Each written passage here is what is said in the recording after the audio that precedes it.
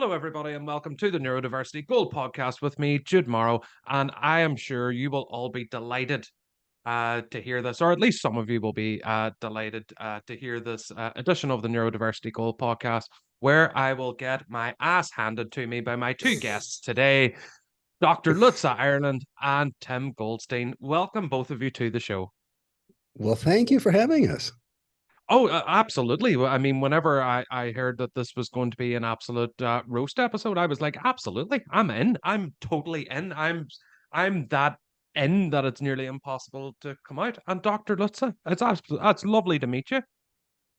You too. I heard some great things about you and your storytelling abilities. Thank you very much. That's my head is going outside of the Zoom video screen now, even though the video for the pod doesn't actually go out. And with Tim being a recurring guest to the show, I'd like to give you, Dr. Lutza, the front and center stage for the beginning of the episode to kind of describe your kind of ND journey. Oh, my ND journey is one of a late diagnosed autistic, ADHD, dyspraxic female. So I guess the twist in the story is that I am actually a psychologist and all my friends are psychologists. So it's a bit more embarrassing to be late diagnosed when supposedly that's what you do for a living. It's not a great enticement for us psychologists, but I guess that's one of the things that just tends to show how misinformed and late lagging mental health in practice can be, considering all the incredible advances that neurodiversity has made. So for me, it was amazing to really understand autism and ADHD from a neurodiversity perspective and from a more strength-based approach, rather than just thinking about pathologies and relating it to dysfunction and what's wrong with you, basically, which is, I guess, the title of all the statistic and diagnostic manuals that we tend to use. Yeah, basically what's wrong with a person rather than what's absolutely great and wonderful about them. Yeah, it is. It's a constant struggle because although the DSM shows people what ND folks like our beautiful selves are like to other people, it's kind of a little bit hurtful.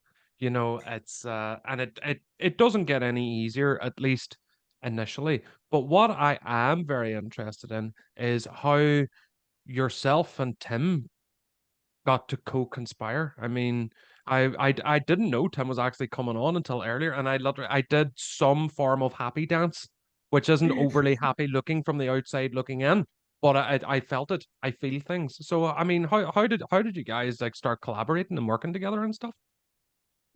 Well, somehow we tripped into each other on LinkedIn, which I'm a frequent networker on, in spite of the fact that we have the reputation as autistics, misreputation that we aren't social at all and that we don't know how to create networks or maintain social ties. Quite untrue, obviously. I think the three of us together are all pretty social and pretty network oriented. Absolutely. Like look at us socializing now. I mean, we are mastering the shit out of socializing right now. And we could even throw a neurotypical in and socialize with them, believe it or not. I always think that autistics are great by themselves. It's when you put the neurotypical in the mix. But I would just say that, obviously knowing both of you pretty well, we have that maybe rare, gene, rare human trait at the unusual intensity of we're socializers. We like hanging out with people. I know it burns me out when I do it, but I love doing it. Yeah, I mean, I love doing it. I mean, but I would say I don't like people, but I like mixing with people. Yeah, it wears me out. I heard a term from a young autistic gal. She was about 16 and was just chatting with her, trying to give her a different view than the DSM gives us as the doom and gloom view. And she used the term social battery, and maybe others have used it, but it's the first time I'd used it, heard it, used. And I think that describes it. When I'm with people chatting, and it doesn't matter, mix of autistic, non-autistic, doesn't matter what it is. It charges my social battery while I'm doing it, but there's actually a drain going on that I'm not recognizing till after the excitement wears down, and then burnout. But yeah, Dr. Lutza and I met on LinkedIn and started chatting. And it was as she says, she was very late diagnosed, especially on the autism side. And it was not long after her autism diagnosis. So I think we kind of started out, wasn't it, Lutza? We kind of started out really just talking about what was it like being autistic, just trying to help you have a view besides your formal education, psychological view of the actual real world on the ground view. What is interesting, Dr. Lutza, is I always say, and you said you just earlier that, I don't know how I didn't recognize it in myself, even though I'm a psychologist by trade, is, and it's an example that I always use because, I mean, we're a marketing company in essence, and I say people can market themselves in the same way that they can cut their own hair. I mean, marketing companies are going to see things that you're not really going to see or take in, and then you have like, I don't know if unconscious denial is a term. It maybe sounds a little bit too L. Ron Hubbardy, but I mean, do you know what I'm kind of getting at? Yeah, I know what you think, and there are all these very true sayings like "physicians heal thyself" and so on. But I think what also is happening is autism has been so widely stereotyped, even in the medical and psychological industries, is that it's actually very hard to break away from the stereotypes, because this is essentially what we are taught.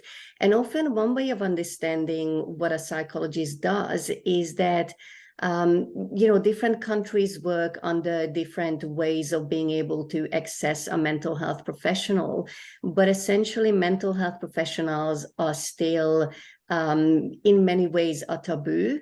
Not so much as it once was, but in any case, it would be quite unusual for someone to see a psychologist because they feel amazing and they are just really bored and want to chat to someone.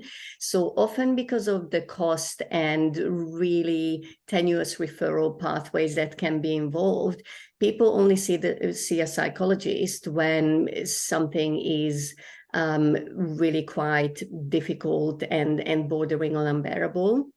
So often what happens is people like myself, when I was a child, for instance, I was also autistic and ADHD and dyspraxic, just as I am now, but I had enough, for example, intelligence spikes in certain areas that allowed me to self-accommodate in ways so that a lot of the issues, like, when we were talking about the DSM-4 being the what's wrong with you, in the case of neurodistinct people, it's not so much the DSM-4 is about what's wrong with you, but what are the things that bother other people about you.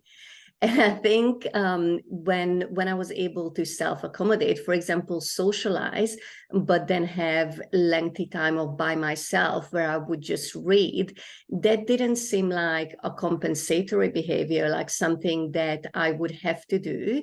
But once it was taken away from me, and that was for me through parenting, when the complexity and the noise and the unpredictability of the household increased, that's when I realized that all the behaviors that I used to do to accommodate myself were no longer possible. And that's when the traits started to become very noticeable for other people, as well as very problematic for myself. And it's interesting because over the course of all of these episodes of Neurodiversity Gold, you know what I've never had? I have never had basically someone that was a white middle class male like Jude Morrow being diagnosed in a timely fashion. It just doesn't happen. I mean, most of the guests that I have that aren't men on this podcast are diagnosed much, much, much later. And I think, I don't know how you feel about this, but this is certainly how I feel, is there's the common excuse, oh, women and girls can mask better. It's almost like the medical community who are saying, oh, those sneaky little women and girls and non-males, they mask better. So they deceived me into not doing my job. And it's not my ineptitude. It was the non-white males like Jude Morrow masking. That's what it was. That's what the whole thing was. They deceived me and pulled the wool over my eyes. What would you say to that? Well, I think what I'm going to say to that is probably something that people don't often say, which is that in many ways, I'm actually very happy that I wasn't diagnosed as a child. And the reason for that is even nowadays, when I look at what we offer in terms of accommodations and therapy and just general ability to enable people to care for their own well-being, it is actually not that good. And I was really holding back with this answer to say not that good. Like it can be a shocker, even in developing countries where there is a strong social network and social safety system. And so in many ways, it's also important to think about that diagnosis is one thing, but diagnosis is often, I think, this day and age, is actually a symptom of people understanding better what being neurodistinct is. And so it provides an additional lens, and it provides an additional way of understanding ourselves and way of being able to have more empowerment and more tools at our disposal. But I honestly think that had I been diagnosed 40 or so years ago, my life potentially been a lot harder, because simply getting a diagnosis without being able to further people's understanding, it sometimes can be more harmful than useful. And you know what? Now that you're saying that, I mean, nobody has ever said it on the air here, but certainly those who are late diagnosed are do seem to be somewhat glad that they maybe weren't diagnosed so early in life. Because for me, like, I mean, I grew up in the mid-90s, and I was starting to be around the time where autism was starting to become into wider mainstream knowledge. I mean, it existed in the 60s, it was whispered about in the 70s, it was talked about in the 80s, and it was screamed from the rooftops from the 90s onward. Where the sad thing is for me is that if Einstein was born today, at the time of this recording, the 24th of November, 2022, by the way, happy Thanksgiving to our American listeners. Thank you. You're very welcome. And I I'm convinced if Einstein was born today, that we would have no relativity. We would have no photoelectric effect or the space-time interval, because somebody probably would have said, now, little Albert, you need to stop obsessing about space and time and the nature of reality and everything else. I'm completely convinced of it. It's almost as if this awareness campaign has made people aware of all the shitty stuff, which has in turn stigmatized us and pummeled us into the ground much, much further.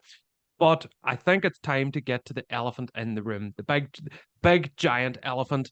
And I mean, a bigger elephant than I even is, and Tim, we've spoken about this over the years, right? So basically, what our kind of company tagline is that we help neurodivergent people, allies, and serving businesses to get their marketing right and everything else.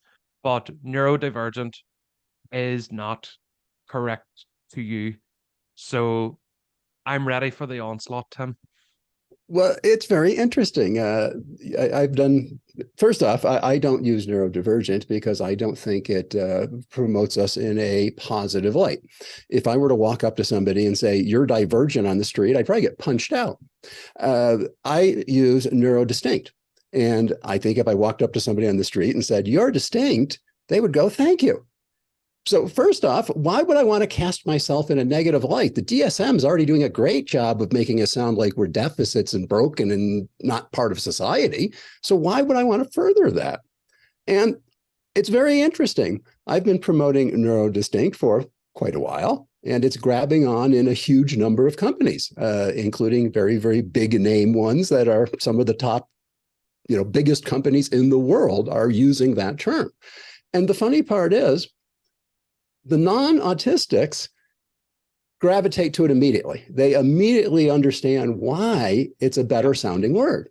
The autistics fight it as if it's death. And I finally ran into a study, which is called the Kiki and Booba effect. And if you want to go look it up, Kiki is just K-I-K-I and Booba is what, B-O-U-B-A, and you'll find it immediately. It's very searchable.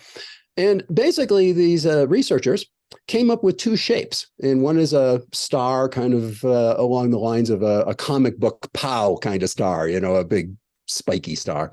And the other one was a round blobby kind of shape.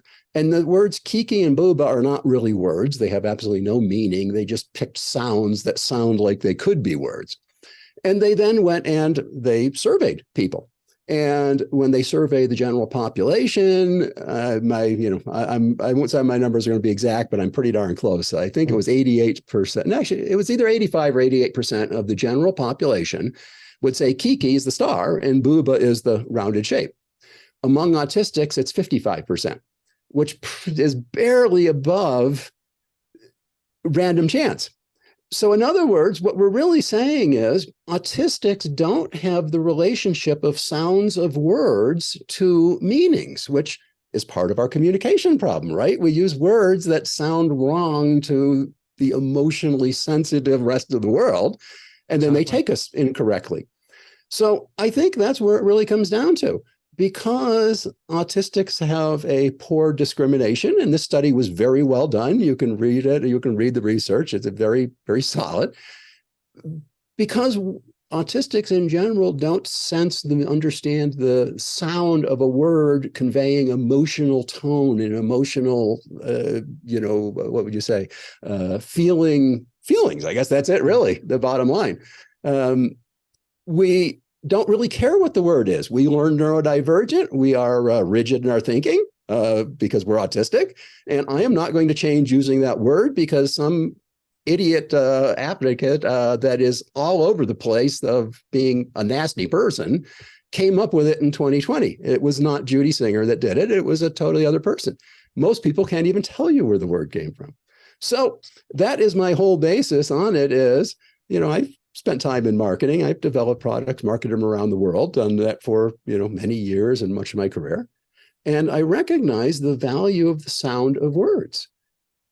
I mean, how many companies pay millions and billions of dollars over, amongst the companies to come up with the right name for the drug they're going to sell, the right name for the software product they're going to sell. And us autistics say, let's use a name that's going to sound like we're arrogant jerks because it's got way too many syllables. And nobody understands it anyways. But when you say neurodistinct, people go, neuro, okay, brain. I kind of get neuro. I can figure that one out. I got through 6th grade. I can figure out neuro. And distinct. Oh, yeah. I like to be distinct. I've always wanted to be distinct in my life. Wow, that sounds better than neurodivergent, which the root of that is divide, separate. Ooh. I'm going to be honest, right? And I've said this to you before, on air and off, is with the word neurodistinct, I personally like that better. But my feeling is that there seems to be a communal collective agreement on neurodivergent among the neurodistinct community.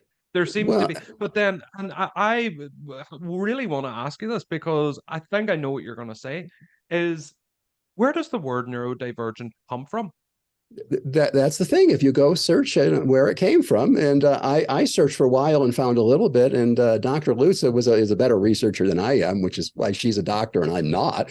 And she got down to the core of the woman who came up with it was an activist up in the Pacific Northwest of America, and she just created it. And there's even posts where she wants to physically fight over that being the only word. Wow, there's somebody to follow, isn't it? Somebody that wants to go out and punch you out because she came up with the right word. I look at it this way: in diversity, which Neurodiversity is diversity. Let's face it. It's not some weird other thing. If we stop making it a weird other thing, companies will accept it much easier because they'll understand. They already understand how to do diversity. We make neurodiversity weird. But in diversity, how many times have we changed terms of different groups because it didn't reflect as society has changed the group? I would imagine. When I was growing up, we called people that had black skin, and I grew up in the northeast of America, which was a very white rural area that I grew up in, and people were referred to as being Negroes. And that wasn't derogatory. There was the Negro Baseball League. There was, going back earlier than when I grew up, but that was the term. And it wasn't a derogatory term. It wasn't a negative term. That was just the term that was used. And then somewhere it transitioned to being Black and then African-American. And now we talk about person of color. Well, guess what? Those groups all recognize that society changes and we need to change our terms. The autistic community proves that we do have rigid thinking. It is actually one of the few accurate things that are in the DSM. I think one of the issues with the differences between the two terms are just in terms of transitioning is that neurodivergent as the term has really saturated a lot of the market. So if you Google, for example, something, which is generally a very good way of understanding where trends are at, we don't have as much material that defines and uses neurodistinct as we have neurodivergent. So I think a lot of it is not so much that people are necessarily against it, rather than they just literally don't come to contact with it with the frequency that they do with neurodivergent. So on one hand, I think I have a lot of understanding that you can only know what you know.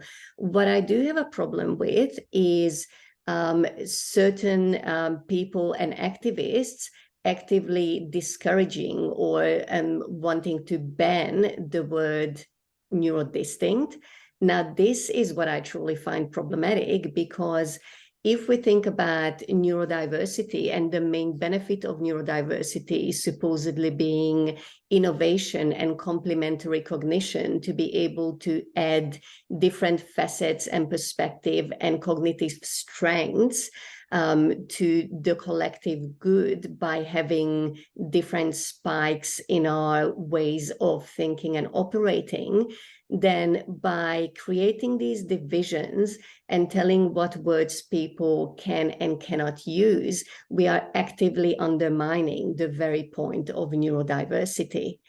And so part of what fascinates me about neurodivergent versus neurodistinct, as Tim was talking about some autistic people lacking the recognition of the emotional feelings or sound of the words. I'm one of them. So I don't really actually care much about the sound, but I have researched mental health literacy and health literacy quite extensively. And what we do know is that even with general literacy, most of the population, as much as 60 to 80%, is at or below a grade 5 to 6 reading level. So anything that is in relation to health should not be longer than 3 or 4 syllables. So what I find really fascinating is, especially when we talk about neurodistinct people, if we say about 20% of people are neurodistinct, and if we say that about 10 to 15% of people are dyslexic, about 6% dysgraphic, which means difficulties with reading and spelling very often, then what we mean is that we are saying, here is this community where the majority of the population finds it very, very difficult to read and spell. Let's call them neurodivergent. I mean, that just sounds ludicrous, because that is literally a massive word to spell and write, and it's really alienating. And whilst I'm on a rant, one other thing to really acknowledge about words, with or without emotional meaning, is that a lot of the misdiagnosis and underdiagnosis is coming from people who are already marginalized, and that is often down to education levels. And it's often down to, for example, immigration status and so on as well. So when we know that often in many developing countries, as many as sometimes a quarter or third of the country is literally not a native English speaker, having such a massive word that is so difficult and alienating and jargon sounding to understand is just not including people from every background. And to finish off my rant, I think that unfortunately, because it's so jargon sounding, it may actually appeal to that kind of superiority that sometimes people have who have been marginalized for such a while, in saying that, you were all saying that I'm no good at this and no good at that, and now I can prove to you that I am in fact neurodivergent, and hold for a fact, because now I'm something supposedly really special, and it's got a sci-fi, it's got a big jargon to it. And I know Tim often talks about sometimes people saying that instead of having the common cold, they wouldn't say that I've got acute rhinoplastic viral, whatever the medical term of common cold is. To which I say, except if they, for example, want to pull a sickie at work and they want to make something sound incredibly serious so that it warrants that special attention and empathy and understanding that they otherwise wouldn't get. So I think my point is that before people understand why they use or don't use something, they need to understand a bit better what the word represent and who the words include and who they exclude. Yeah. I'm just going to throw in something, which is, go ahead. if somebody wants to identify that they like to be referred to and seen and use the term neurodivergent, I look at it just like pronouns. We've learned in diversity that, in the LGBTQ plus arena, it's courteous to use pronouns, because you can't tell looking at me what, that I happen to be a cisgender male, but our listeners obviously can't see our Zoom screens, but you see my pronouns are there. It actually says autistic, and then it says he, him, his. And if somebody tells me that they like to be referred to as neurodivergent, I'm going to fully respect that. On the other hand, I'm not going to promote for neurodivergent as being a good term to include all of us. I'm going to prefer, use a term that when I talk to diversity people at major companies, go, oh, wow, that is so much better term. I can use that one. I can talk to people about that term. But I'm going to respect an individual's choice if they're willing to just tell me that's what their choice is. And it's basically following the same rules as, I don't know if it's a term, it's like autistic self-nomenclature, where if an autistic person says, I have autism, we don't have a license to correct them. But other people, that like professionals can't describe that in the third person, like my child has autism. It falls under the same rules. But I wanted to jump on another point that you made, Lutza, was, like these fancy words, because at the moment, we're actually chatting to a group in China about kind of bringing a kind of ND kind of thing over there to the Middle East and stuff. And the neurodivergent word did come up in that in English, it would be very difficult for them to say. And in Mandarin or Cantonese, and probably Vietnamese and other languages, it would be next to impossible to translate meaningfully. Yeah. But neurodistinct probably could be, where it would be much easier to translate, because neurology is a word recognized in every single language, even Inuktitut, Aleut, like ancient kind of Inuit languages. It's that's fine, but divergent can have so many different contexts and meanings. But distinct really just has one, which is different or stands out, or which kind of they're interchangeable terms. But what I would love to do in the coming days or weeks is, Tim, has this ever been put out on LinkedIn as a poll? Like, what's the preference? Yeah, I personally haven't put it out as a poll, and there's for a good reason. The majority of the people that would end up getting it from my posts are going to be autistic. And I don't want to go argue with the choir. Now, Yeah. I am going to go out and promote it to the huge population out there. But I don't care what the choir thinks, to be honest with you. They can think whatever they want, tell me what they like, and I'm glad to use it with the choir. So I don't feel as if I would get an actual accurate input because I have a very biased list that's on my LinkedIn. I mean, it's, you know, it's 3,500, 4,000 people, but a good chunk of them are autistic. So I haven't put it out there, but I do know, though, when I talk to non-autistic individuals, and like I said, a lot of them are professional in the diversity arena, immediate uptake. It's being used at, my employer, company that's a very major with a very big G in front of it. And that is the term that is being used officially when we do all outward promotions through diversity.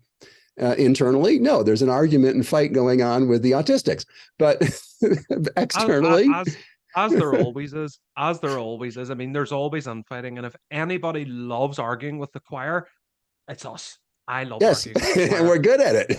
And we are very good at it. Though, and I would like to do this plug-in before you need to go, Jude. I'm sensitive of the time. I've been invited to MOSFest because I've been lucky to be quite a regular in there to run sessions. And last year, we ran a couple of sessions on co-designing some guidelines for neuro-inclusive design and cross-cultural neuro-inclusive design. And I'd like to propose that maybe this year we can run a participatory co-design session on really approaching the term neurodivergent, neurodistinct, person with autism, autistic person. What is neurodiversity? Who counts as being part of neurodiversity? What is it actually used for? We have some really burning questions that I think should not be decided by any one or two individual who then creates different crusades on social media and ERGs. I think that it could be and should be a well thought through and meaningful design process where people from the community can have their say. And it's not to say that we want like-minded people. We literally want the community to represent the different perspectives and just give it shape. And then see what we come up with, because I do think that the hive mind is an incredibly powerful tool that we can utilize, and that we are generating evidence at the same time. Yeah. And you know what? I agree with you, because whenever it comes down to like social media or anything else, over the years, like, because what we do is we market and launch organizations that are coming into the ND space. And I have never seen, and I hope it never works, is people setting themselves up as almost like an ND governing body. Like we are the unifying force, because it never, ever works. If anybody comes on to my calendar and wants to say, hey, Jude, we want to launch a unifying neurodiversity thing and bring people together, bullshit. They want to be the main voice, and it doesn't work. It's never worked. I have seen hundreds of these come and go spectacularly, crashy, burny, fireball, melting magnesium everywhere, and it just doesn't work. And I think that's a really, really great approach. And I suppose my last question to you both, if anybody wants to reach out, talk to you, and argue with you about nomenclature, where can people get you both? Well, I can .com? be, I can be found at my website's easiest place, which is just timgoldstein.com. So TIMGOLDSTEIN.com. And there's a contact form, and feel free to reach out. Dr. Lutza? And for me, thank you. For me, it would be LinkedIn, just Dr. Lutza Ireland. And those who want to argue, like, don't. Honestly, send your message to a black hole, because I don't have the capacity to argue or even respond to people who don't actually want to create something in the end. So if you just want to tell me how wrong I am, feel free to email, but I will file it under the I do not care about this folder, because if you really want to make something happen and further the neurodiversity cause, then what you should do is join activities like we just literally proposed about potentially this MOSFest participatory session that we are about to run, and have your say meaningfully, working towards something to make this better, rather than just crusading for causes because you think that you're right and everybody else is wrong. Fantastic. And you know what? And by the way, if anybody does want to have a moderate, healthy debate over coffee, please understand that the NTI inbox is always open. Not that I need to tell people that, because people just know. So, Tim, Dr. Lutza, thank you so, so much for this. This has been absolutely fabulous. And let's not leave it too long to catch up again. And thank you to everybody for listening to this edition of the Neurodiversity Gold podcast. I'm now going to go into my very, very dark room, curl up into the fetal position, and cry myself to sleep.